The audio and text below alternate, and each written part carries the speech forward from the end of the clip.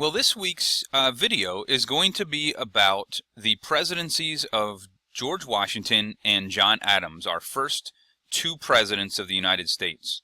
Today we'll talk about three very specific things that happened after the United States became its own country. Okay, for the last month or so, we've been learning about the Constitution and the Bill of Rights and the document that rules our country, that gives our country laws to be governed by. But once the Constitution was in place, then we had to start running a country. And so these first two presidencies of George Washington and John Adams would be a good indicator of how things would go as we went through our early history. So the first thing we're going to look at today is three trends that emerged in the United States after the American Revolution. Once the Constitution is in place, these three trends really kind of pace the new young United States of America. Number one, the country expanded west, and that forced Native Americans off their lands in the process. So number one is that as the country expanded west, Native Americans were kind of forced off of their property and their lands as the Americans continued to spread out.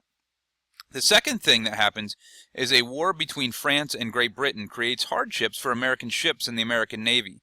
Basically, since the beginning of the year in this class, we've been talking about how Great Britain and France really don't like each other all that much, and they are constantly at war with each other throughout the course of pretty much since we've been learning about them last year in your ancient history class. The third thing that we see is that political parties, for the first time we have official political parties, and they formed and competed against each other, and we'll look at some of those specifics.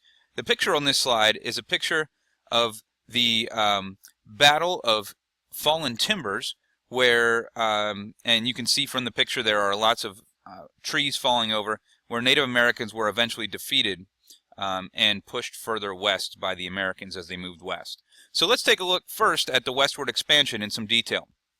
The country was continuing to grow. The population was growing because there was high birth rates. Okay, a lot of children were being born, and the death rates were fairly small. And there was a steady immigration from Europe. More and more people were coming from Europe to the United States as they realized that this country could, in fact, succeed. Another factor was that land was cheap, real cheap, $2 an acre. This is pretty incredible when you think about it. Even for back then, $2 an acre is an unbelievably cheap amount. Okay, today land can be $5,000, $6,000, $10,000 an acre. So $2 an acre was an incredible deal. So that was another thing that was drawing people towards the United States. You had the high birth rate, which was helping people move west, and then you had the immigration from Europe, and then $2 an acre land was drawing people from these states here in the east out to the states towards the west. Another factor in westward expansion was that you had explorers like Daniel Boone who were able to guide settlers as they moved west. So Daniel Boone and Davy Crockett and people like this were able to take people that wanted to move west that didn't necessarily know how to get there or the best ways or the safest ways to go, and these hired guides or explorers like Daniel Boone would take them to wherever they wanted to go out west because he had been there many times and was familiar with it. Another thing that happened during this westward expansion was, as mentioned on the previous slide, the Battle of Fallen Timbers. And the Battle of Fallen Timbers happens in 1794. And essentially, as a result, you can see the starred section at the bottom of the page here. This was the first of many instances where the U.S. government disregarded any claim by Native Americans to the land which they had always lived. So this battle results in the Native Americans being forced to move further west once again. To follow up on that a little bit with Native Americans and their struggles, there was one Native American chief during this time named Little Turtle. And this is the quote that he said: "The trail has been long and bloody, it has no end. The whites are many, they are like the leaves of the trees. When the frost comes, they fall and are blown away. But when the sunshine comes, they come back again more plentiful than ever before."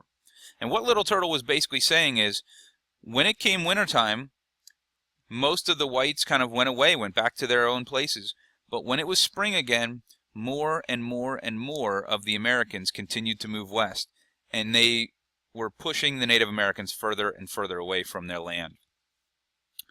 As a result, Little Turtle and others signed the Treaty of Greenville, and the Treaty of Greenville ended up giving the United States claim to most of the Native American lands in the Northwest Territory, which was like the states of Ohio and Indiana, Illinois, Wisconsin, and Michigan. And in exchange, the Americans gave the Native Americans $20,000 worth of goods, and they acknowledged that the Native Americans still had claim on lands that they still held, which was lands west of Wisconsin. So, the Treaty of Greenville, to recap, the United States gets the land in the Northwest Territory, that's modern-day Indiana, Ohio, Illinois, Michigan, and Wisconsin, and the Native Americans get $20,000 worth of goods, so we're talking about guns and supplies and food, and they also get to keep the land that they have. But of course, as you already know, eventually the Native Americans would get pushed off of that land as well, and the Treaty of Greenville would be broken. The second trend that emerges after the American Revolution is that France and Great Britain are back at war again. And when they go back to war, this causes some hardships for the American trading ships and the American Navy. And so in order to try to make things better, George Washington didn't want to take a side in the war between France and Great Britain. He believed that if we took a side, then the other side would start attacking us. And so the Neutrality Proclamation was where George Washington said the United States should not take sides in the European war between France and Great Britain. The problem was that this hurt shipping and trading with the United States as well as the Navy, because now if we're neutral, we weren't trading with either one of these countries, who were both very crucial to our economy. So we weren't trading with France, we weren't trading with England. And as a result of us not taking sides with one or the other, both of the countries, France and Great Britain, they both started to attack our private ships in the sea. Another thing that happened was you had something called privateers, and these were basically ships that were run by Americans that basically hired themselves out to attack either France or Great Britain, whoever would pay more. So if France hired privateers, the American ship would attack the British. If the British hired the privateers, they would attack the French. They basically hired themselves out to the highest bidder because that was the only way they could make money, because the American trade was suffering greatly. Another thing that happened during that time, as the British were seizing many American ships that were neutral, this caused a lot of problems. So George Washington sends John Jay, the first Supreme Court Justice, first Chief Justice of the Supreme Court. He sends John Jay to England to negotiate a treaty with the British so that they would stop seizing our neutral ships and taking our goods.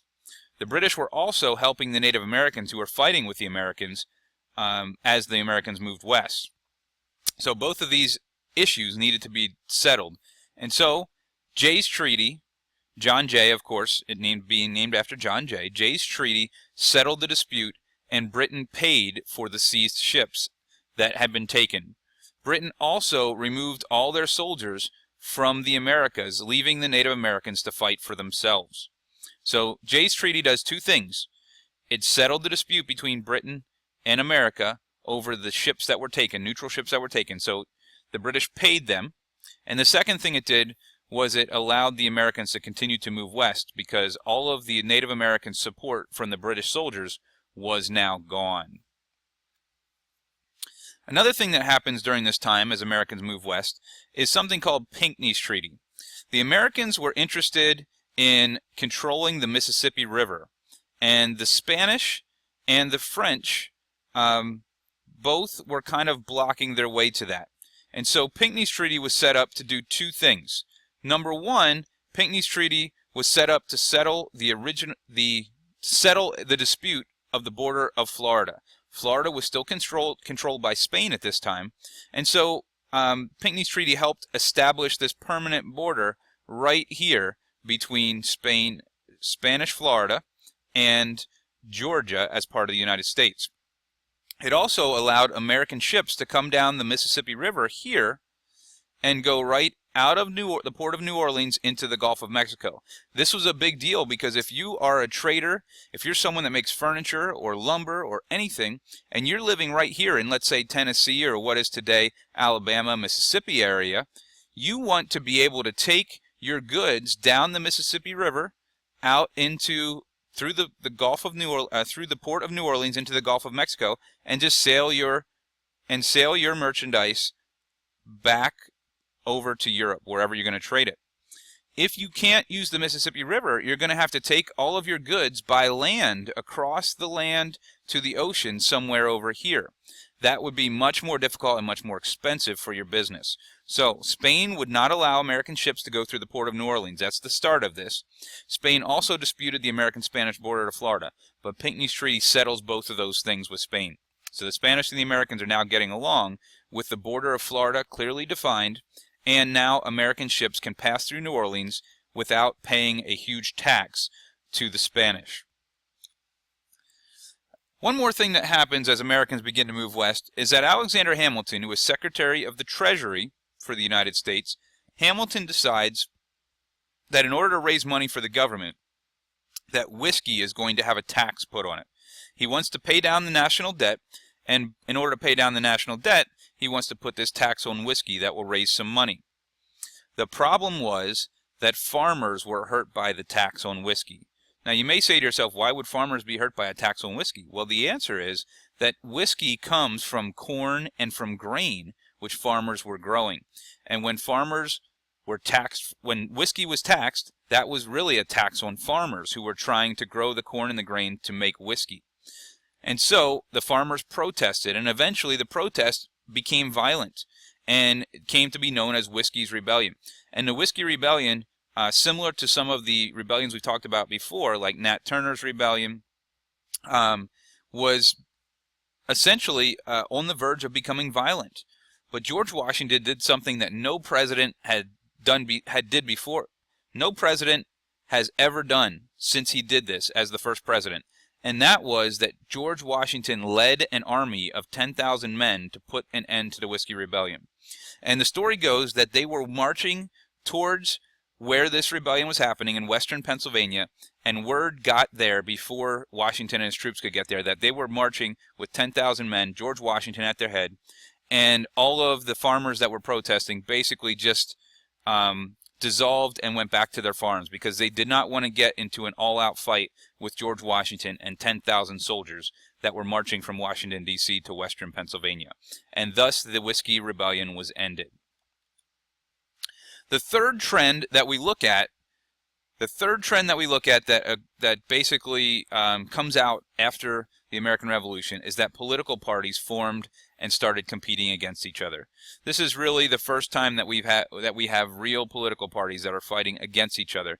And this is a big deal because Americans still have political parties today. Of course, you probably know the two main political parties today are the Democrats and the Republicans. And we're going to look at what the first two political parties were, along with what some of the other political parties have been over the years. Now, this picture shows you some of the political parties that there have been over the years, and some of them are very funny names. The Dixiecrats, the Know Nothings. You think you would vote for someone with the political party name of Know Nothing? Okay, you had the Free Soil parties. You had the Bull Moose Party. Federalists, we've already learned about Federalists. You have Anti-Masons, Whigs, Prohibition. Prohibition is a word that means you want to prohibit or stop something. The Prohibitionists were against alcohol. They wanted alcohol to be illegal. You have the Green Party, the Libertarian Party, Natural Law Party. So you have lots of different parties over the years. And essentially what happens is, here's the definition of a political party.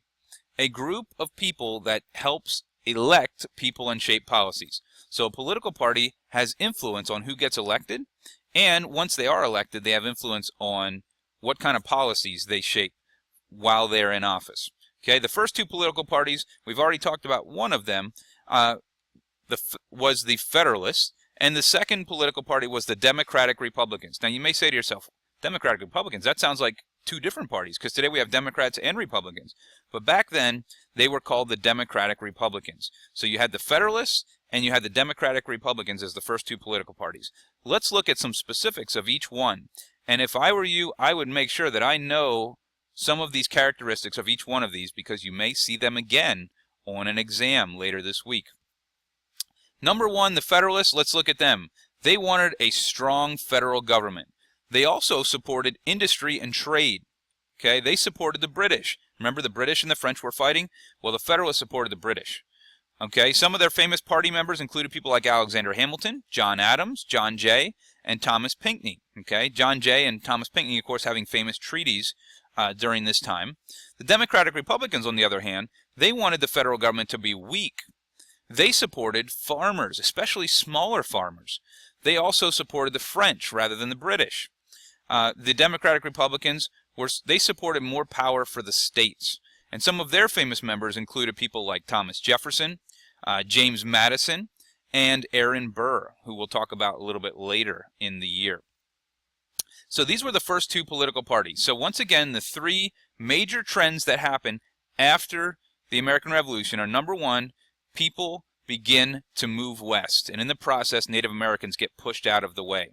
Number two, Britain and France are at war again, and them being at war with each other causes major hardships for the American Navy and American ships that are trying to trade with those two countries and other countries in Europe. And number three, political parties formed and started competing with each other. The last thing we're going to look at today is the presidency of John Adams. John Adams becomes the second president, and he has some pretty big shoes to fill because George Washington was president for 2 terms, the first 8 years, and people were begging him to stay on for a 3rd term. But Washington, being such a man of leadership, he set an example for future presidents, and he said, I am not going to serve more than 2 terms. He steps away and retires quietly to his home, Mount Vernon in Virginia. John Adams becomes president number 2, and immediately John Adams' presidency becomes surrounded by scandal and controversy. The 2 biggest controversies that happened during Adams' presidency were, number 1, the XYZ affair. The XYZ affair is a situation where John Adams sent delegates to France to try to negotiate with them, much like John Jay's treaty with the British, to negotiate to get them to stop attacking American ships and to protect them. And the French, when they were approached about this, demanded a bribe of $250,000 and a $12 million loan. And with those 2 things, they said they would protect American ships in the Atlantic Ocean. Well, many in Congress wanted to declare war on France after they demanded this bribe. And Adams tried to keep the whole thing secret. And so this became a major scandal for him because he tried to keep the fact that the French were demanding a bribe secret. And when it got out, people in America's Congress were mad. And they wanted to basically go to war with France over the fact that they demanded a bribe in order to protect American ships. The second thing that Adams does that is really a big mistake in his presidency and he's remembered for is called the Alien and Sedition Acts. The Alien and Sedition Acts basically said that no one can voice criticism of the federal government through newspapers or even through saying things. And if you remember from the Bill of Rights from the last couple of weeks, we learned that in the First Amendment you have 5 freedoms. You have the right to freedom of religion, freedom to petition the government, freedom to peaceably assemble, and the 2 things that were violated by the Alien and Sedition Acts, you have the right to free speech and you have the right to freedom of the press. And both of these things were violated. Your First Amendment rights, both of those, your free speech rights and your free press rights, were violated by John Adams signing the Alien and Sedition Acts. And basically, because he signed those 2 acts, his presidency was ruined, and he had no chance to be reelected. He only serves 1 term, and 4 years after, when his term is over, he ends up being beaten by Thomas Jefferson, who would become our 3rd president. We'll talk more about Thomas Jefferson next week, but for now, understand that the first 12 years of our country, with presidents, we had George Washington for 8 years, not without controversy, and then John Adams for 4 more years with a lot of controversy. Now that you've watched this video, you can go ahead and take the quiz that accompanies it.